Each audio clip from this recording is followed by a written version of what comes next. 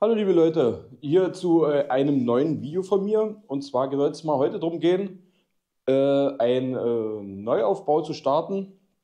Ein Kollege möchte ein neues Fahrrad für seinen Alltag und da sind wir ihm natürlich sehr behilflich. Und ja, darum geht es eigentlich.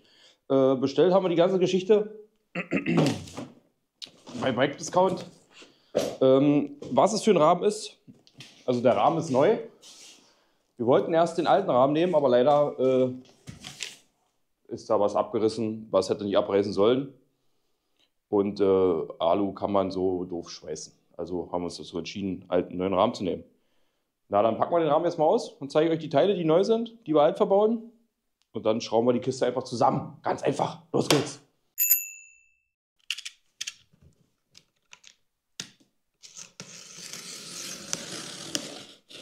Erste wunderschöne Kiste. Oh, Pappe. Überall Pappe.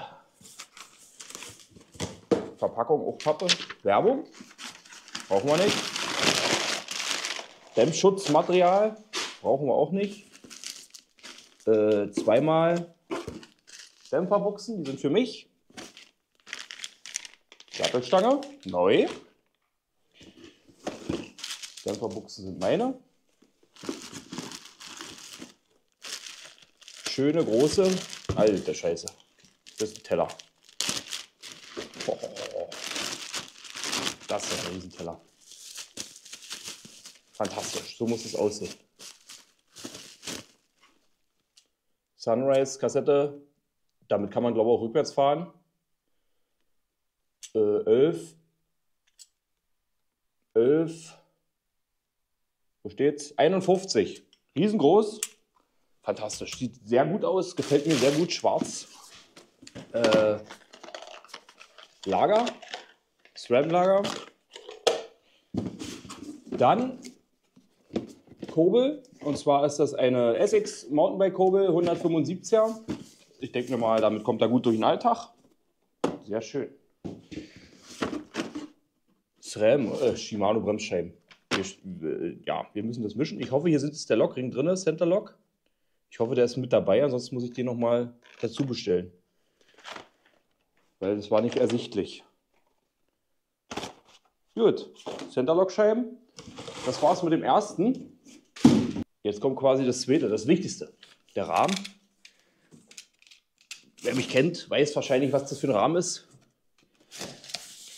Konnte ich meinen Kopf wieder durchsetzen. Nein, der Preis war einfach unschlagbar. Wir haben erst gesucht und hatten erst was anderes. Und dann haben wir mal im Internet geforstet. Und dann ging es ganz schnell.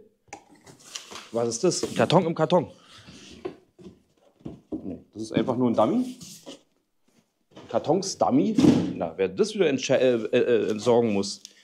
Oh, da ist er. Hier ist der Rahmen drin. Genau, drunter ist bestimmt noch ein Dummy. Ja. Ja, das wird doch wieder was für den Sonderbaustoffmüll. Kriegen wir den hier so raus, ohne weiteres. Also eingepackt ist er gut. Oh.